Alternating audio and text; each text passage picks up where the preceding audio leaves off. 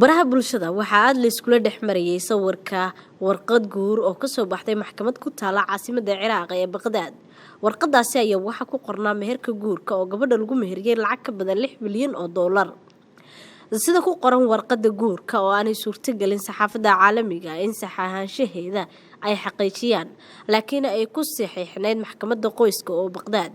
Waxa meherku yahay 3 bilyan oo diinaar oo Ciraaq ah oo hordhac ah 2.5 milyan oo dollar iyo 5 bilyan oo diinaar 4.1 milyan oo dollar oo gadaal ninku ka bixinayo. Warqadda nikaaxa waxaa ku qornaa in ninku uu dhashay sanadku markuu ahaa 1984 isla markaasina uu guursaday haweeney garoob ah oo leh 2 caruur ah, isla markaana uu ballan qaaday inuu 2 caruur ah isagu korin doono. Dadkii ka falceliyay qiimaha meherkan ayaa waxa ay isku qabsadeen 2 kooxood, koox warka rumaysatay iyo koox kale oo u qaadatay in ay ka badbadan hinta oo aan sal iyo raatoona lahayn. Halka dadka qaar ay ku doodayaan in meherka qaaliga ah ee ka badbadiska ah uu keenay in gabdho badan uu goorkoodu daaho.